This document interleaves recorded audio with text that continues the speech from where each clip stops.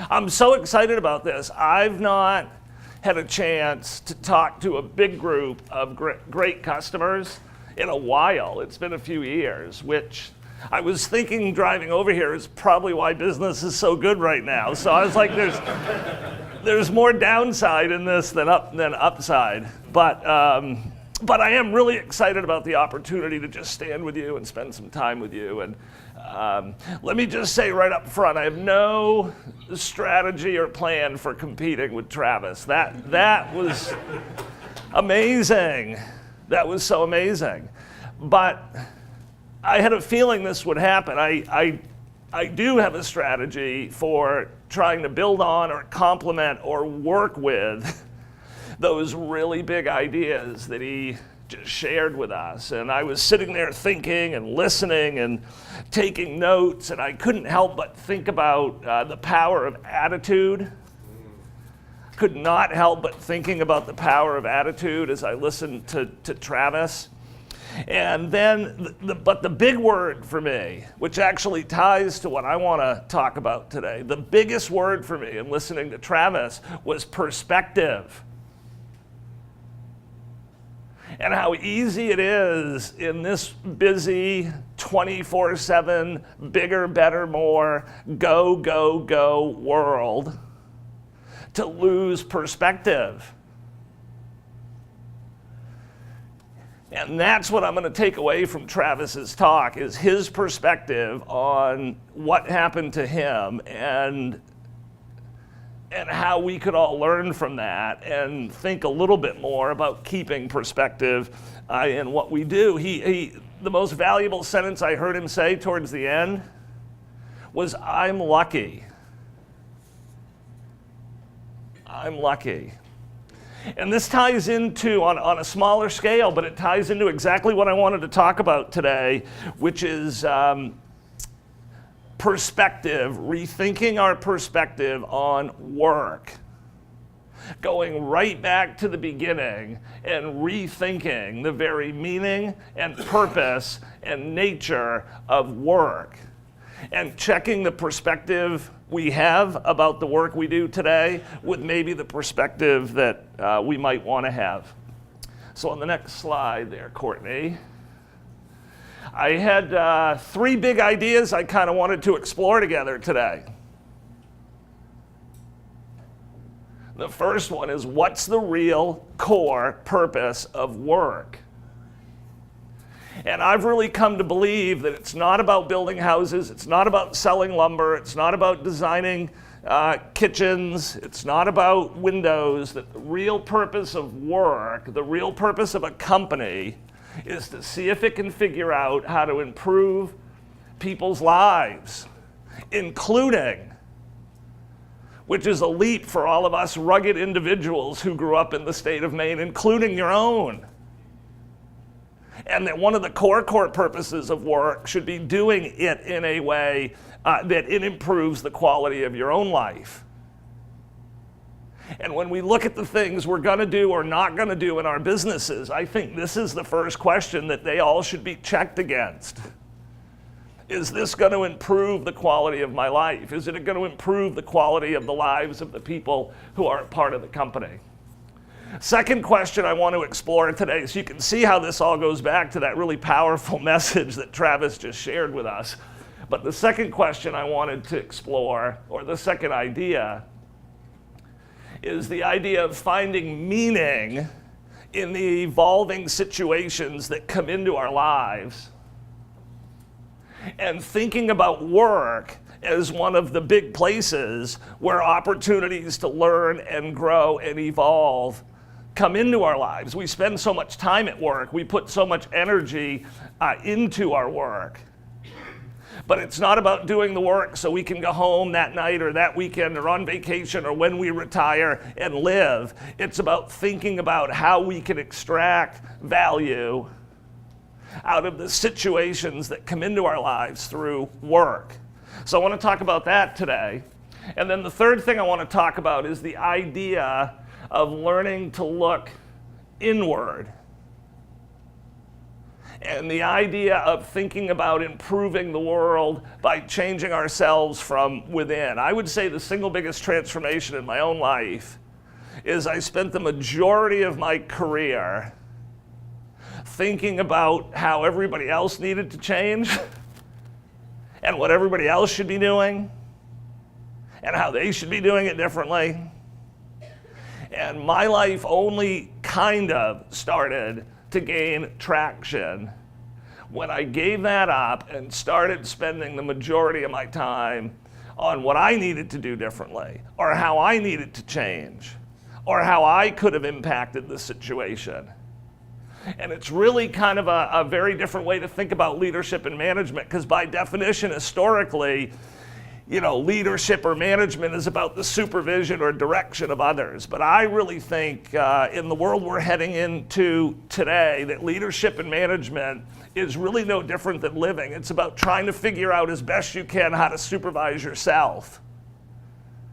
And hoping if you become the person you want to be, if you evolve in the directions you want to evolve in, that energy is just going to spread and be shared. So I want to talk about that as well today. But let me just, so with those big ideas out there, let me just back up. We could go to the next slide, Courtney. So just a quick little bit of background about the company. We don't need to go very deep because you know it, but I just want to touch base on this because I think it's kind of cool and part of who we are. So our company began doing business in 1848. And relevant to the book I ended up writing and a little bit of the story I'm going to share today, that was the same decade, to put that in perspective, that the great Sioux war chief Crazy Horse was born. Hancock Lumber and Crazy Horse came into existence in the same decade. And I'm really proud to be a part of the sixth generation of my family to work for the company. And the most important word in that sentence to me is for. To work for the company. The company doesn't work for me. It's not there to serve me. It did really well before I ever showed up, and my job is no different than anybody else's who's a part of it, which is to try to help the company continue to improve and get better and grow. But this picture here, this is the old sawmill where our office is today. Today we have 10 stores, 3 mills, and an office. So there's no mill or store at the office. So as I like to say, nothing happens at the office. But we actually have one, and my desk is there, and across the small parking lot, that's where the old mill used to sit. And I was born in 1966, and I can remember as a Little League age kid when that was the entire company. And I could take you through that office today, and I could show you where my grandfather sat, and where my grandmother sat and matched up statements with billings, and where my dad sat. I can show you all of those different things. And today, there are 475 people that are a part of our team. And you know a good bit about our stores because you interact, that's the part of the company you interact with. But we also own timberland. We grow trees. So we have 12,000 acres of timberland, which by northern Maine standards is a small actually timberland holding. But what makes our timberland a bit unique is it's almost all in Cumberland County. And we're actually the last lumber company in southern Maine that still grows trees, which is somewhat ironic. But we do, and it's the wackiest business we're in. You may know that. Do you know how long it takes to grow a pine tree in Maine? It takes 80 to 100 years. So think about this for a minute. I mean, this doesn't make any sense. We've been in business since 1848, and we've had 2 crops. Like, it's crazy when you think about it. I have good friends in South Casco who have a farm stand, and every time I drive by there, I'm so jealous.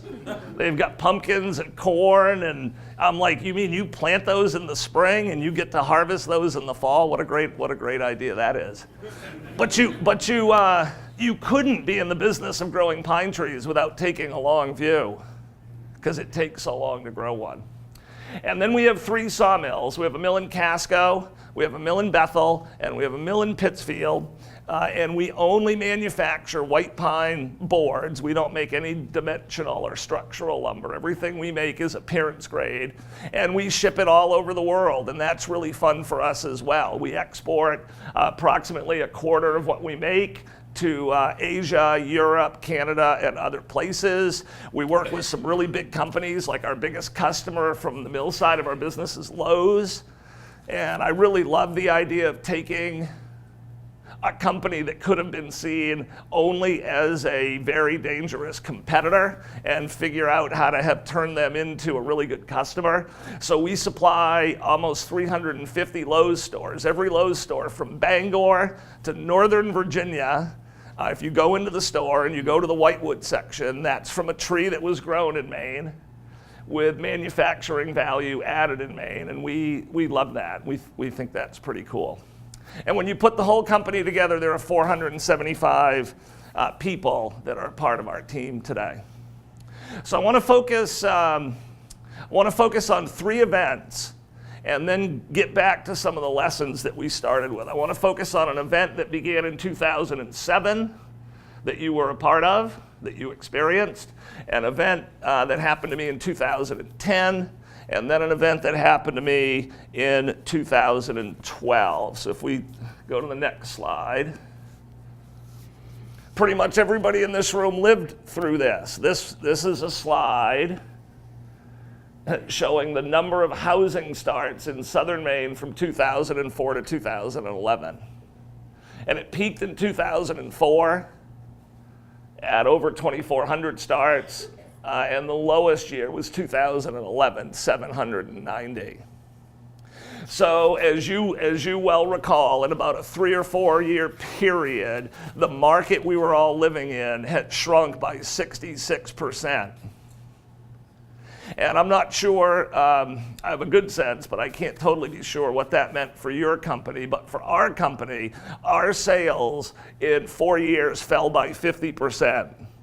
Essentially without losing a customer. You know what I mean? We're working with all the same builders essentially before and after, and our sales fell by 50%. And when I look back on that period, there really are two big lessons I took away from it, or maybe we as an organization took away from it. The first one, I'll just keep this personal, we were not anywhere near as good in real life as we thought we were. That's the first lesson I took away from the market crash. It was a really humbling experience in what turned out to be a healthy way. And the second thing I took away from it is an idea I've long believed in, which is, well,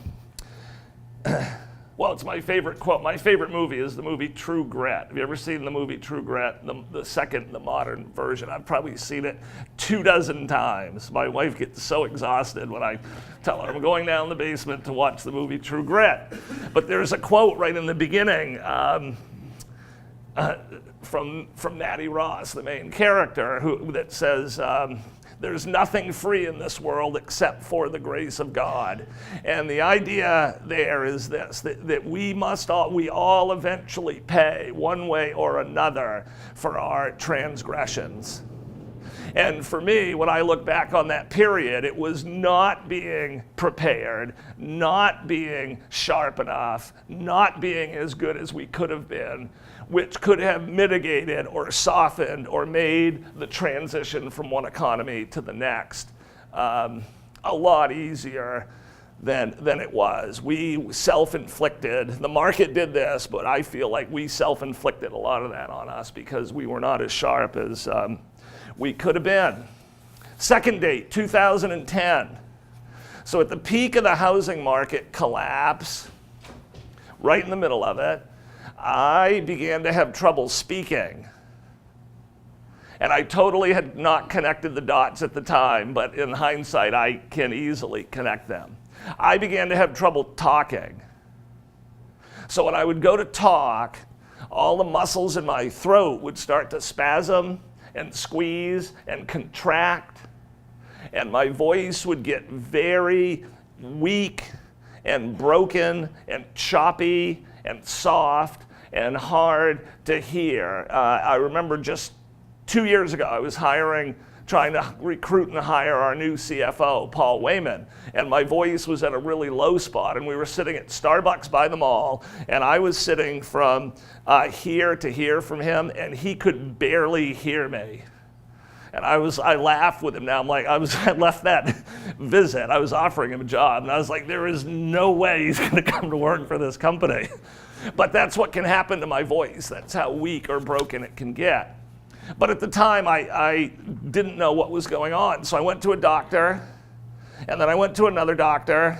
You might know how this story goes. And then I went to another doctor, and I finally got sent down to the Mass Eye and Ear Clinic in Boston, where now my good friend Dr. Philip Song gave me an exam and told me I had spasmodic dysphonia, which is a rare neurological voice disorder that affects only speech that I'd never heard of, with no known cause and no known cure. There are two primary treatments, and I practice both. One is medical/chemical, and the other is spiritual. So the primary medical treatment is I go to Boston to Mass Eye and Ear 4 times a year, and I get a Botox injection into my vocal system. Botox is a muscle relaxant, and wherever you put it, it relaxes whatever you put it into when it works. And it's an inexact science, but when it does work, it tricks the muscles in my throat into not seizing up and overfiring when I talk. And so sometimes, like today, for a couple months at a time, I have a pretty normal voice, which sometimes makes telling the story harder. When my voice isn't working, it makes telling the story easier.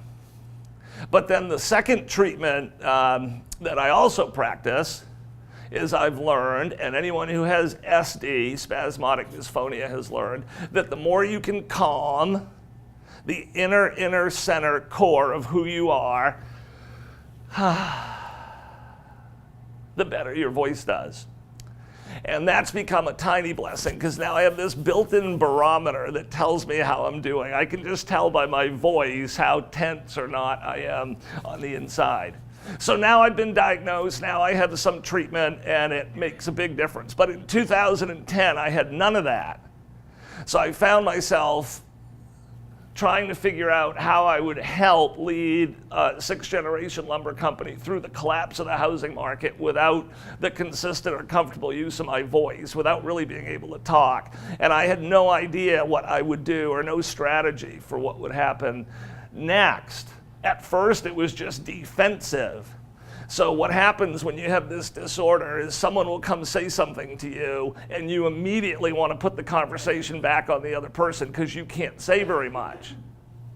So here's the kind of thing that would happen. Someone would come to me with a question or a problem at work, and because I knew I wasn't going to be able to give a long answer, which in the past I would have, I started saying things, simple things like, "That is a great question. What do you think we should do about it?"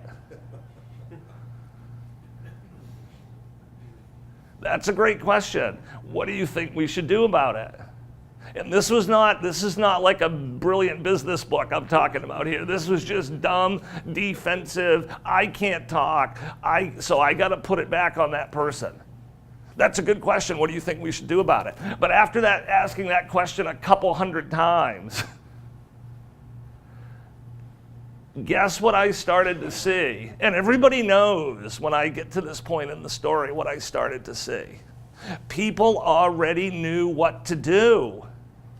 They already had really great answers and ideas and solutions for what to do. They actually didn't need me.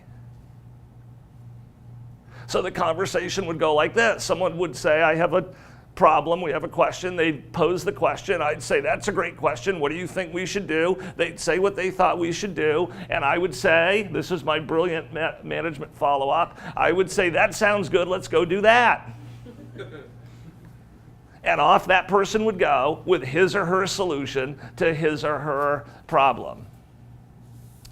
So more about that in a minute, but I'll just suffice it to say, over time, that really got me to think differently about leadership and about this idea that I want to come back to, this simple but powerful idea of what if everybody led?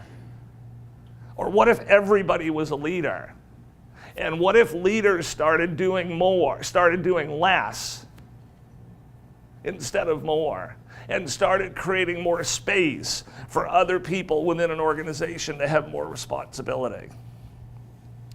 So then the third date, 2012. So the economy had stabilized, and I had this. I could see that our company was gonna be good. Was gonna survive, and was gonna be able to hopefully regain its balance. And I had this growing feeling in 2012 that I really tried to fight and felt uncomfortable with, that I needed to serve myself just a little bit more. And that was a really uncomfortable feeling, and I tried to dismiss it, but I couldn't. I didn't know how I would do that, but I just was carrying this feeling with me. So that summer in August, I was at the Portland Jetport with my wife, Allison, and I picked up a copy of National Geographic, and the Pine Ridge Indian Reservation was on the cover. It was a picture of a young Sioux boy, teenager, riding a pony bareback across a rolling plain, and the headline read something like, "In the spirit of Crazy Horse, the rebirth of a Sioux nation." And I've always loved the American West, and I've always loved American history. I used to teach it.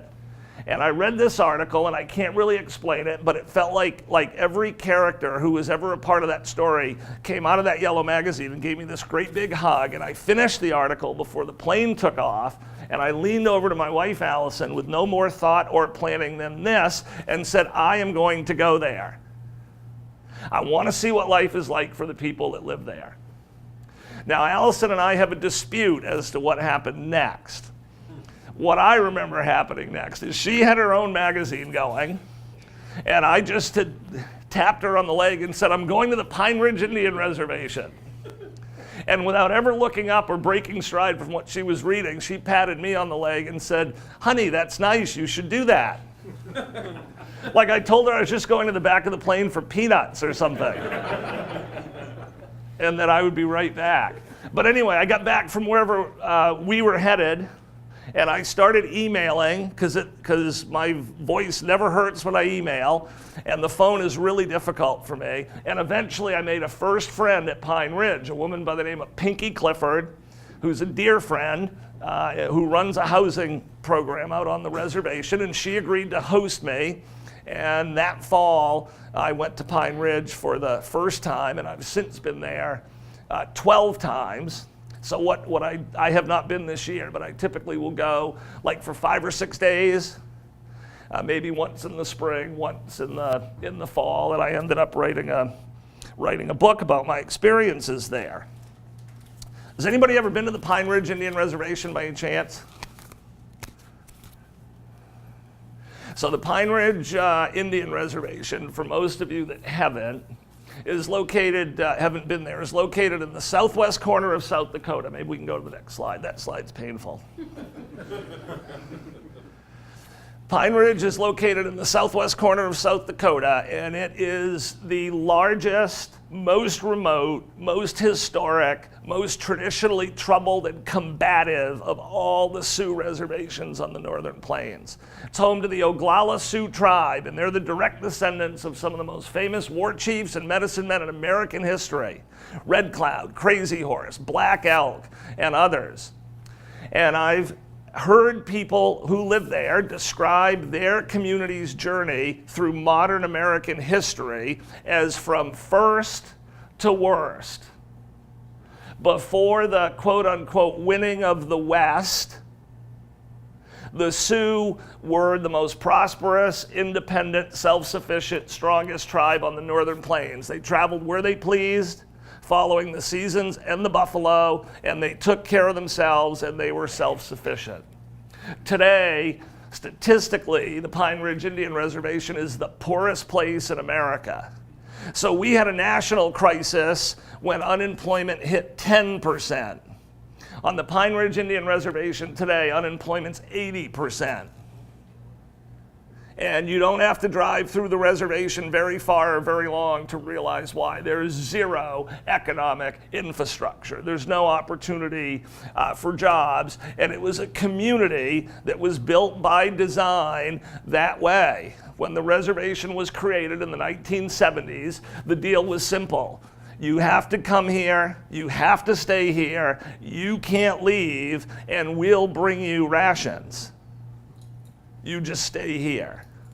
And I knew that's how the reservation was created. What I did not expect was to see that that's actually how the community still functioned well over 100 years later, which made me think a lot about leadership and culture, which I'll also talk about in a minute. But the more time I spent at Pine Ridge, it was funny. I thought I could see in the extreme example that was their story, a set of ideas unfolding that actually connected to some of the lessons I was learning from my own voice. And the two seemingly non-connected events started to marry up and teach me some things. And what I thought I could see at Pine Ridge in terms of a story, I would really summarize in a tale of before and after. So at Pine Ridge, before the coming of the Wasichu, which is the Lakota term for the white people in terms of Western expansion. And before the discovery of gold in the Black Hills, and you'll love this, the Lakota phrase for gold, they called it the yellow metal that makes the white people crazy. Before the discovery of gold in the Black Hills, and before the making and breaking of treaties or the creation of the reservation or the res, when the Sioux were powerful, self-sufficient, took care of themselves, when you looked at how their society was structured, virtually all the power went to the individual. It was dispersed. Power was dispersed. And the center, call it what you want, the headquarters, the capital, the main office, the man, whatever you want to call it, the center was very, very small. It was hard even to find. So the Great Father in Washington, for example, would send negotiators out onto the northern plains, and the negotiators would show up and say, "Take me to your leader." And nobody actually knew what that meant in the sense that we think about it today, because in their culture, it was everybody's responsibility to be a leader. It was everybody's responsibility to try to make themselves strong. And the way their society was structured reminded me of that iconic line from Rudyard Kipling's The Jungle Book. The strength of the pack is the wolf. The strength of the group is the individual. And if every individual was strong, then the tribe would be strong. But after, the script flipped. So after the conquest, after the colonization, after, and I do not use this term loosely, it stopped me in my tracks, after the genocide, once I really learned what had happened at Pine Ridge, I went home after one trip and I Googled the word genocide, and I looked at the United Nations definition of genocide, and there are like 8 criteria, and every single one of them happened to that community. And that was a real eye-opener for me too, because as a proud American, I always thought that genocide was something that only ever happened somewhere else, and that it couldn't possibly have happened here. But after all of that, after over 100 years of an official government policy designed to remake Indians as white people, that wasn't like the top secret policy, that was the public policy. We're going to remake you as white people. And after thinking about what that would feel like, to have anyone try to remake you, to have anyone try to do anything except encourage you to release that with whom you are, you saw the opposite effect, where all the power that once lived with the individual had been beaten down, taken away, rounded up, and it now lived in the center, the corporate governing center. Power now lives in their community in Washington, D.C., with the Department of the Interior and with the Bureau of Indian Affairs, and the results are completely the results are completely different. So if we go to the next slide, Courtney, and then actually the next slide. So when I put those two things, this might be small, and I can share a copy of this with you if you're interested, but when I put those three things together, so you had that collapse in 2007 that I felt like I wasn't prepared for. I had the loss of my voice, the partial loss of my voice in 2010 that made me think completely differently about leading. And then I had the opportunity to go visit this community where nobody felt like they had a voice.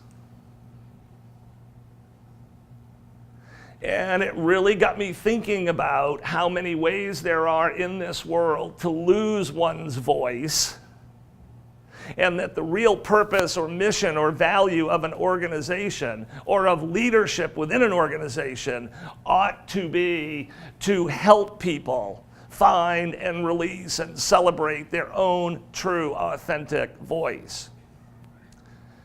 So then the idea was, well, how might this be incorporated into a lumber company in Maine? What could you do with these ideas?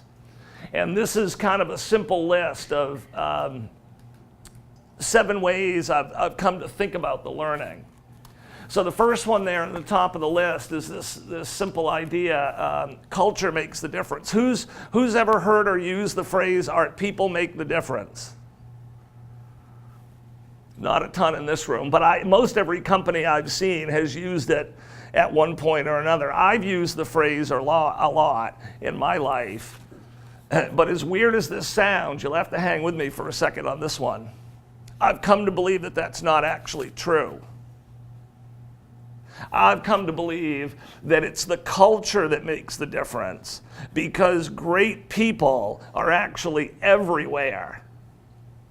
This idea that our people make the difference, that only our little group has all the best people, whether it's our church or our family or our tribe or our company or our state or our race or our religion has the best people, meaning that all the other groups have less than the best people. That's not really true. The world is full of great, amazing people.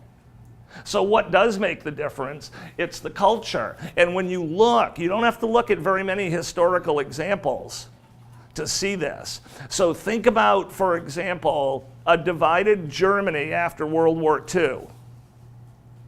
So there was one Germany. It was then divided into an East Germany and a West Germany.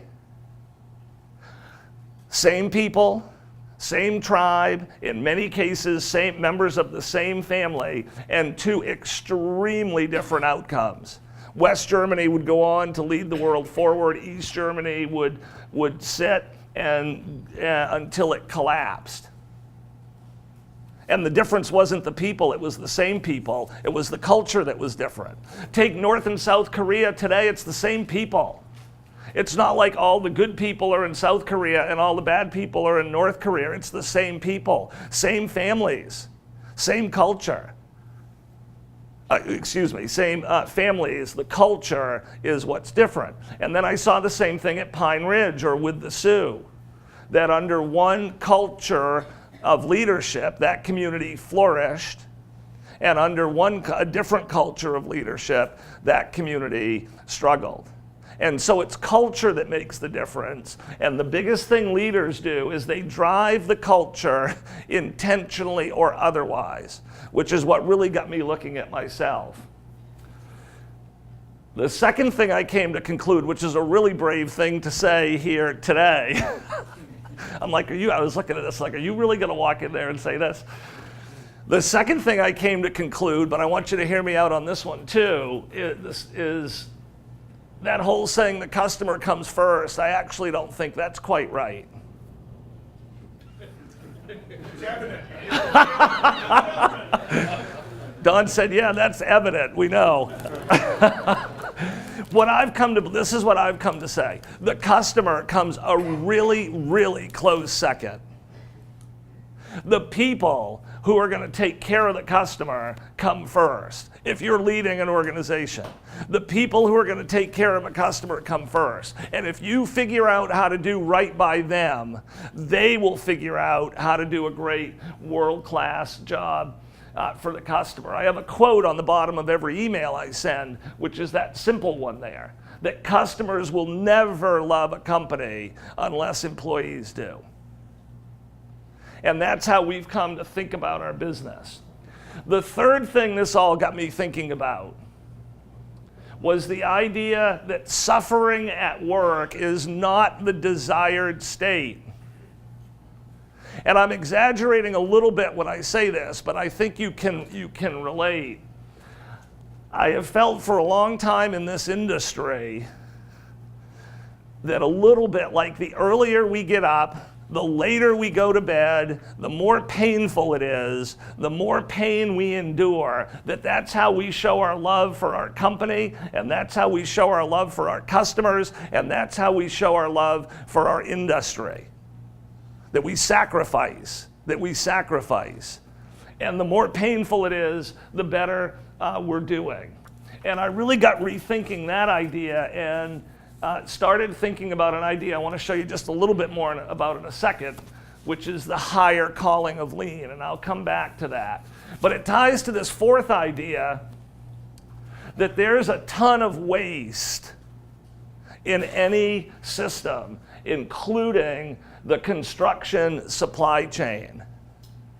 And it's almost all driven by a bureaucratic system that's collecting power in versus pushing it out, and that mortal combat is not the way to solve it, that the way to solve it is to deepen the engagement of the employees in what they're doing, and then deepen the engagement and the connectivity to the customer with respect to what they're doing, and that the path to that is listening, not talking, and that there are systems that can be created to drive this, and that pushing power out has a bigger future than collecting it in, and that as leaders, working on ourselves has more potential than working on others. And then I'll finish with this idea. I'm going to come back to it in a minute, but have you ever heard that idea, stay in your lane?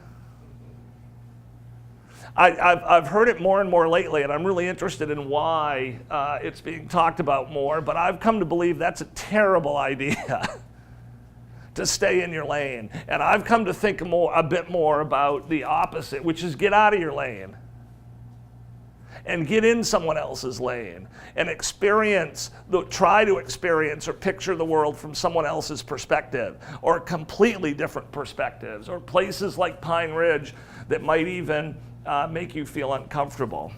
So if we go to the next slide, Courtney, I want to just show you how we've gone about trying to implement some of this. So it started with, well, how might we deepen engagement, or how might we create systems that would help make the voice of the people in the company stronger? And we've chosen to do that through participating in the Best Places to Work system, not because our goal is to win the award and be a best place to work, but because they've got a survey process, a third-party survey process that we think is very, very powerful. So every year, every employee in our company takes a confidential third-party survey where they define how engaged they are in the company, and they define what the company means to them. And this is our survey score from 2012 to 2017, which basically means that 87% of the people working at the company are self-defining themselves as being really into what they're doing. The national average is 41%. Next slide.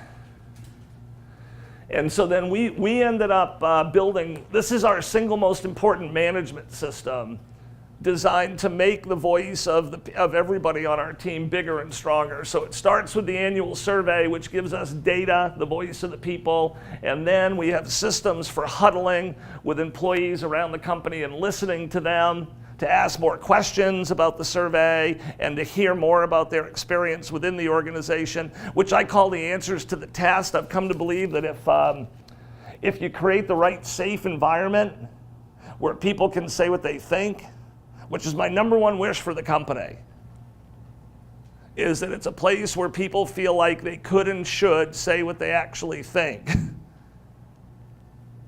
that will provide the answers to the test in terms of how to make the company a better place for the people who work there. And if we focus on making it a better place for the people who work there, that will translate into the customer experience that we want you to have. So then the next slide. So these are some survey questions. So this is one of the other things I've really come to believe in, which is taking on the big questions. So these are some of the survey questions that employees are asked to either strongly agree with, somewhat agree with, or disagree with. And you can see we're taking on some important subjects here. I feel I can express my honest opinion without fear of negative consequences. Agree or disagree. Changes that affect me are communicated to me prior to their implementation. Agree or disagree. Staffing levels are adequate to provide quality products and services. Agree or disagree. My pay is fair for the work I perform. Agree or disagree. This company helps me develop to my fullest potential.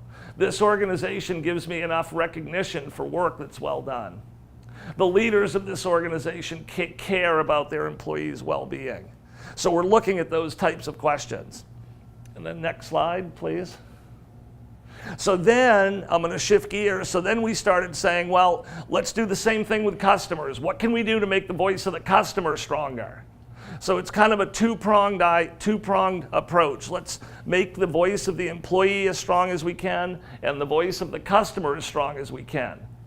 And we do that a bunch of ways, but one is every several years we do a third-party survey of the marketplace, a builder survey by phone.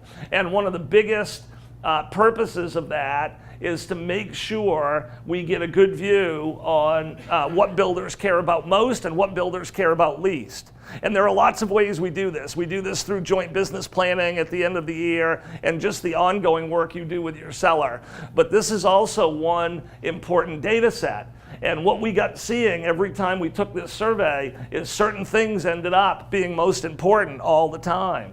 On this particular survey year, complete and accurate orders was the most important thing that builders said they cared about. The third most important thing was has on-time delivery. The fourth most important thing was has knowledgeable employees. So we were able to bundle all of that up into the initiative that we've made our most important thing, which is OTIF. What we talk about is OTIF, but the idea of on-time and in full delivery, which sounds like such a simple thing, but is really, really hard to do. But we were like, let's make that our biggest operational priority. That when a customer gives us an order, they can have a high level of confidence that it will show up on time and in full. And there's always tons of opportunity to improve there, but the idea I wanted to share is listening, finding systems to listen, to get the answers to what people care about most, and then spend all of your energy on that. And this is an example of how we do that. So then the next slide.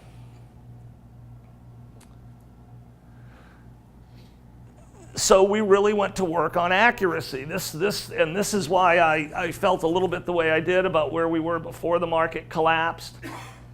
This slide is tracking within our company the volume of credits or rework that takes place. So in 2006, at the peak of the last housing boom, it was 10%. 10% of the time when we invoiced something on that invoice had to be fixed. It had the wrong job name, it had the wrong PO, it was missing product, something had to come back. 10% of the time, something had to be fixed. And we've been able, with you, to reduce that to 3.32% of the time, which frees up a tremendous amount of capacity a tremendous amount of capacity. Next slide, please. And then this is, you don't need to get bogged down in this, but I just wanted to show you this because we do. We get bogged down in this. So we then made a commitment to build our own software system to track the outcome of every single delivery we made so that we knew whether or not it was on time and in full. And if it wasn't, we knew why. So we've got all these different reason codes for missed deliveries. And we started tracking why we were missing deliveries to bring us to the opportunities to improve, which again all came from listening, the simple idea of listening to the customer. Next slide. And then we got looking at all the waste in the business, and this one blows my mind. Like, you will look at these statistics and say, no, that can't be right. But it is right. So in 2012, our trucks left 16,700 times with product. Left a Hancock gate 16,700 times. In 2016, our trucks left 15,546 times in a period when our sales doubled. By simply going to work on the idea of getting more product on a truck and getting more organized and accurate in advance. So that saved 17,868 truck journeys.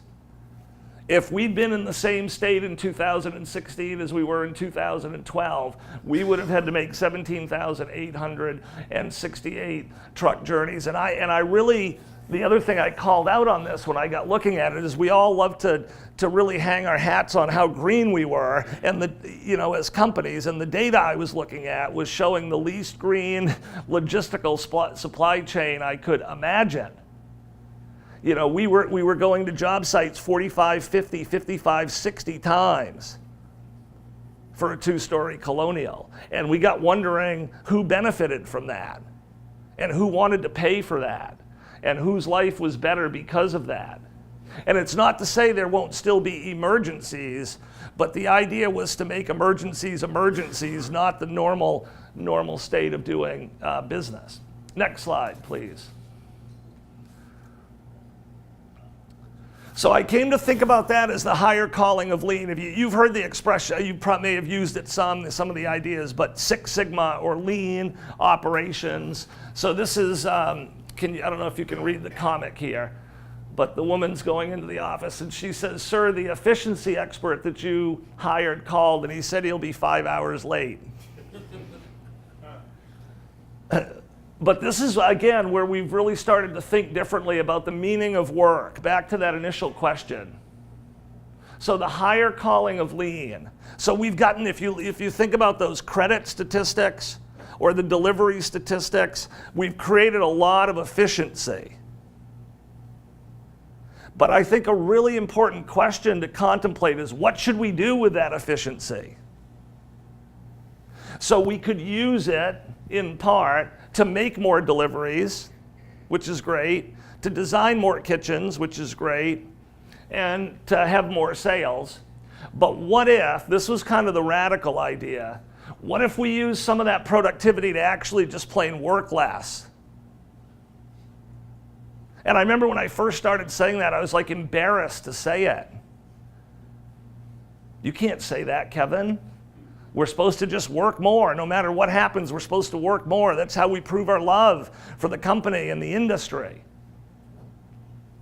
But I've grown to the point where I'm really comfortable saying it, and I'm proud to say it. What if we used some of the productivity gains to just plain work less? And taking this back to improving people's lives. So let's get more accurate and more organized to take a big chunk of the stress out of the work that we do, and let's put a small chunk of free time back in people's lives. Next slide. So this is one of the ways we've used that efficiency. So in 2008, the average work week was 47 and a half hours. And in 2017 in our company, the average work week is 40 and a half hours. And you know right away when you look at this, the key to making that work is restructuring the compensation system. So we're starting to think about or take on some really big ideas here. So that old system, even though it may not have been anybody's intent, it essentially paid, the longer it took to do it, the more it paid. And the new system, which we're really trying to champion, is the better we do it, the more it should pay. So we set about breaking this overtime model of this is how people get paid. And I'm not afraid to say, I've told people all over the country, I think in our industry, when I was growing up or when I first started, everybody worked 65 hours was normal. 70s, you know, people would work 70 hours. And in that system, the problem was you could have a below fair or competitive base pay, but people's weekly paychecks would come out okay because they work 12 hours a day, they work 65 hours in a week. But is that really right? Or cool, or fair, or optimal? So we've been trying to take that on by relooking the base pay structure and then building a brand new incentive system that we call Performance Gold that pays people for figuring out how to make it take shorter, not longer. And I'm not saying we're perfect at any of these things because we're definitely not. I'm just talking about the direction within which, the direction that we're trying to move. Next slide, please. And then next slide, I'll skip that one. So in summary, it all kind of came back to this simple idea: what if we thought about what if we rethought the purpose of work? And what if the purpose of work was to make people's lives better? Especially in starting with the people that work for the company, and especially in including you or yourself. And that we set our priorities around doing things that would make people's lives better.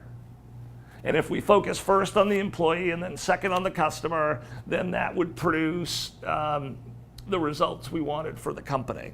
Next slide. And that would produce the intimacy. I talk a lot about the word intimacy, and this is one of my favorite quotes that reminds me of the kind of company that we want to be, which is an intimate company. Customer intimate companies don't deliver what the market wants, but what specific customers want.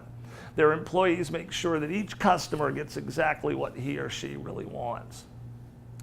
And that all of these ideas that I started to try to build on came from a market that collapsed and that led me to look at myself. It was so easy to look at those statistics and say, well, that's not me or that's not us, that's this market. But when I looked back on that market, I felt like a big part of why it was hard for us was because of me, and that I could have been better or more organized and more prepared. And then the partial loss of my voice, and starting to think about what the meaning of that was. And for a long time, I only thought of that as like a problem or a hassle, but I came to see it as an opportunity. An opportunity, what if the opportunity in your voice, Kevin, is to help strengthen the voices of others, whether it's at places like the Pine Ridge Indian Reservation, or in companies where it's so easy for people to not feel heard. What if it's actually a blessing that you have this little voice problem, which compared to what we heard at noon is like I wouldn't even call it a problem, you know? And then what if in looking at places like Pine Ridge where the center takes all the control, you can actually see the optimal state, which is small centers that push power out, and leaders that try to make themselves smaller so that everybody else can be bigger, and leaders who quiet their own voice down so that everyone else can do more and say more in a safe way. That all of those little ideas came out of either problems or unanticipated situations but all involved me getting out of my lane. You know, I remember when I was in Chicago, the first time I went to Pine Ridge on a Sunday morning in 2012, and I was so nervous I was sweating. I'm like, what are you doing? You should be back home going through more reports. What are you doing? And that whole act of actually doing something to serve myself turned into something that I feel others would have to judge this, not me, but I feel like made me more valuable to other people, not less. I can't say that that's true. Others would have to tell you that or not. But that whole idea of focusing on yourself, strengthening yourself, making yourself stronger, and thinking about work, because we spend so much time there, as a core place that we can do that. All of that, to me, has redefined the meaning of work. At one point, we donated materials, Hancock lumber, to help build a home at Pine Ridge. Housing on the reservation is a dramatic problem.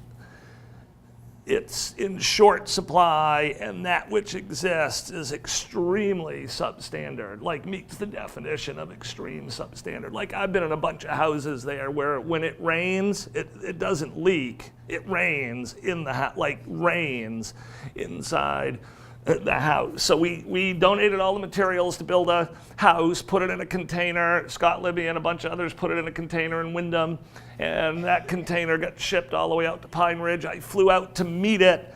The guys there unloading it thought I was the truck driver, and I did not even attempt to change their mind. But when I went back at the end of the summer for the ceremony's big at Pine Ridge, for the house was built and one family had a house. And that whole idea that one more house doesn't make a huge difference for everybody, but it makes a big difference for the people who are in that house. They gave me to bring back these two carvings by Yellow Horse. And I love these because they went full circle. So these were two pieces of dimension lumber that went into a trailer in Windham, that went to a job site in Pine Ridge, South Dakota. These were a couple of the scraps that were left on the side that the artist took and carved and gave to me, and they came back full circle. So I love these. Although can you see the tape on the back of the feather? I carry it around so often, I've broken it. And then I just wanted to do one quick reading because I kind of want to dedicate all of this to this whole idea that throughout history, those who have the most power, the bosses, the leaders, they often overreach and they go too far. And they take too much and they squash the voices of others. And the world we're heading into, which I think is why you see all the turmoil today, increasingly humans aren't good with that. They're looking for a different formula. And this is why all organizations, I think, are struggling, have their challenges. The 5 big organizations, the family, the church or the place of worship, the school, the company, the government. They're all being challenged because people want a different approach to leadership. And they want one, I think, where their voice can become bigger and where their voice can be authentic. So I just want to read you this one passage. When I go to Pine Ridge, I stay at the Singing Horse Trading Post because there are no hotels on the Pine Ridge Indian Reservation. And there's a woman when I was first going there who lived in one half of a small trailer out behind the trading post. And her name is Catherine Grayday. And she's Dakota, actually from the Standing Rock Reservation where the oil pipeline issue was. But this passage is from the first time she and I ever met. We're now dear friends. She texts me all the time, and I'm going to see her in a couple of weeks. But this is the first time we ever met, after dinner. So Catherine continues speaking, and in doing so references the phrase internalized oppression. What do you mean by internalized oppression, Catherine, I asked. She said it's just about being worn down generation after generation. The cavalry, the missionaries, the government, the boarding schools. You wake up one day and it's all been internalized. When you've been oppressed over generations and generations, it finally takes hold. It's perpetuated from within, and we act out the oppression on ourselves. We perpetuate the oppression on ourselves. This is how deeply it's been ingrained. A silence comes over the table. We're all waiting for Catherine to speak again, and after some time she does. There's lots of jealousy here, lots of infighting and distrust. Who's more pure-blooded? I think people waste lots of energy on meaningless questions such as this. If we're all related, why does it matter who's more pure-blooded? More time passes. Change comes from within, Catherine continues. Our progress as a people must come from within. I like Pine Ridge, though, Catherine says with a smile. It's one of the least colonized places in America. That's what I like about it. One of the least colonized places in America. I repeat Catherine's words in my head. The conversation bounces around. Dinner's always an event here. We've been at the table for well over an hour and no one's in any hurry to see it end. I'm always so tired here at night, I say, shaking my head and yawning. It's the energy here, Catherine replies. The energy here is different than what you're used to. It's more powerful, it's more pure. Silence follows before Catherine looks right at me and speaks. You were searching for your inner self. That's why you came here. You were looking for something within you, and you've been able to find it here. Your spirit guides have spoken to you, and you've listened. I have many spirit guides, Catherine says. There are those I know and some I don't know. I give the ones I know names. I talk to them. Some people think I'm crazy because I talk to them, but that doesn't bother me. They're with me all the time. They're my friends. As dinner winds down, the conversation turns light again. Do you know the Lakota word for vegetarian? Catherine says to me. No, Catherine. What's the Lakota word for vegetarian? I say, playing along. Lousy hunter, she answers and starts laughing.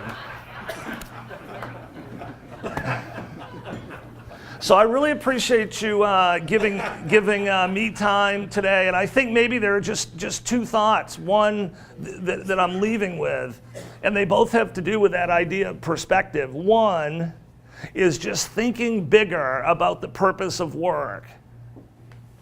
Thinking bigger about the purpose of work. And when we think about how we'd like the world to improve, or to grow, or to evolve, or change, to put that energy into ourselves.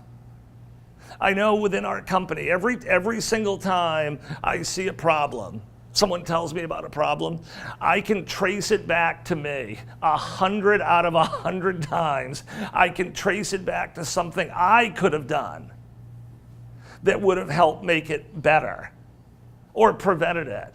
And instead of putting all my energy into being frustrated with what everybody else should have done, I've just decided to focus on trying to be a better version of me and to be the kind of person I want the organization to be, and hope that if I do that, that just will spread. But I've learned I've got a full-time job just focusing on myself. And the more energy I put there, the more effective I found I become. And trust everyone else can take care of themselves in the right culture with a little bit of love and a little support. So we love being connected to all of you. It's a real pleasure for me to be able to talk to you. And as they say at Pine Ridge, we'll peel at Tonka. That means big thanks. Thank you.